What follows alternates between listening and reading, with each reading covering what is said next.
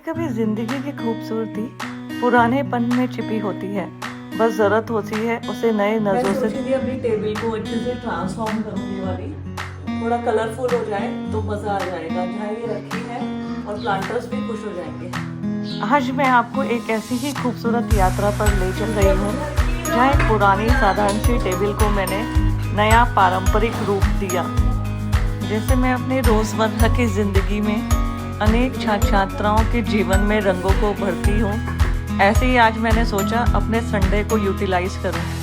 थक जाती हूँ लेकिन इन सब काम से मेरी थकान भी दूर हो जाती है और जो परिणाम आते हैं सामने वो बेहद सुखद होते हैं। कभी कभी तो हम सोचते हैं कि पुरानी चीज़ को देखकर लगता है कि अब इसका सफ़र ख़त्म हो गया, लेकिन अगर हम चाहें तो उसी में नया जीवन फूंक सकते हैं, कुछ अपने हाथों से और अपनी कुछ कल्पनाओं से और कुछ अपनी परंपराओं से। आज मैं आपको दिखाने जा रही हूँ कि एक साधारण सी टेबल का जो मैंने रूपांतरण किया वो भी पारंपरिक कुमाऊनी ऐपण आर्ट के माध्यम से। जो ऐपण कला है वो हमारी कुमाऊनी संस्कृति की आत्मा है, जिसमें सिंदूर, चावल के आटे और सादगी से बने वो शुभ चिन्ह जो हर त्योहार, हर संस्कार और हर आंगन की पहचान रहते हैं।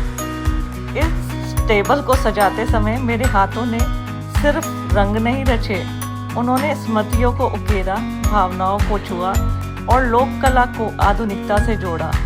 मैंने इस पर बनाए हैं मंडल और ऐसा ज्यामितीय पैटर्न जो समृद्धि, शुभता और सौंदर्य के प्रतीक है।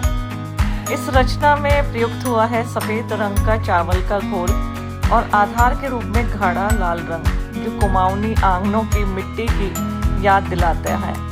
हर रेखा, हर बिंदु एक प्रयास है उसे फिर से जीवंत करने का। अब अगर मैं इसके परिणाम दिखाऊं तो अब ये इसमें केवल चीज़ें नहीं रखी जाएगी, इस पर लोग महसूस करेंगे कि कला कितनी गहराई से जीवन को छू सकती है।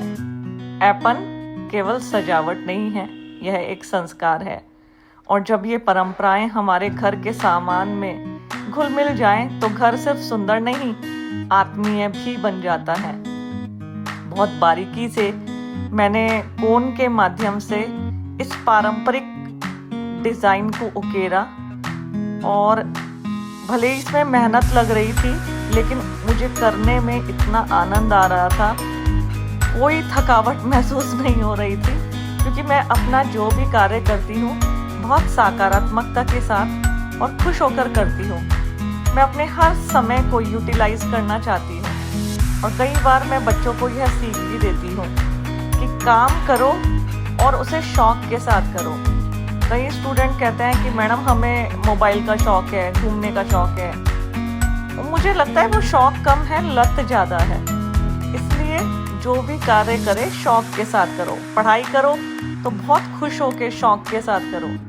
जैसे मैं अपनी ये डिज़ाइन बना रही थी तो मैं बहुत खुश होके, अगर मैं रियलिटी बताऊं तो बचपन से मैंने कभी भी कुछ कला या इस तरीके की कोई कोचिंग नहीं ली, कहीं सीखा नहीं है। बस मेरा जो पैशन है, जो मेरा शौक है, वो मुझे बहुत अच्छा लगता है और यह मेरा रचनात्मक प्रयास जो है औरों के लिए भी एक सीख है, क्योंकि जैसा कि आप देख सकते हैं पहले जब इस पर प्लांटर्स रखे थे तो वो भी मुरझाए से थे। जैसे ही इस टेबल ने अपना रूप ले लिया तो ऐसा ये सुंदर सा कॉर्नर निकल कर आया कि मेरा मन भी प्रसन्न हो गया और थकावट तो बिल्कुल लग ही नहीं रही थी। ललिता मेरे साथ थी, रुद्राक्ष था, दोनों कह रहे थे मम्मी वास्तव में आपने बहुत सुंदर डिज़ाइन बनाया है। तो मैंने अपने बच्चों को भी यही सीख देती हूँ, जो भी कार्य करो बहुत खुश होके लगन के साथ करो, क्योंकि जो उसके परिणाम आते हैं ना, तो परिणाम से जो प्रसन्नता मिलती है तो वो टाइम ही अलग होता है। आप देख सकते हैं मैंने बहुत बारीकी से इस डिज़ाइन को बनाया है और बहुत ही खुश करने वाले ये परिणाम हैं। अगर आपको मेरा ये रचनात्मक प्रयास पसंद आए तो कमेंट में अपनी राय जरूर दें। और हाँ, आप भी कभी कभी अपने घर के किसी कोने में ऐपन के कुछ ऐसे बिंदु उकेरे, यकीन मानिए आपको भी अपने भीतर की कलाकार से प्रेम हो जाएगा।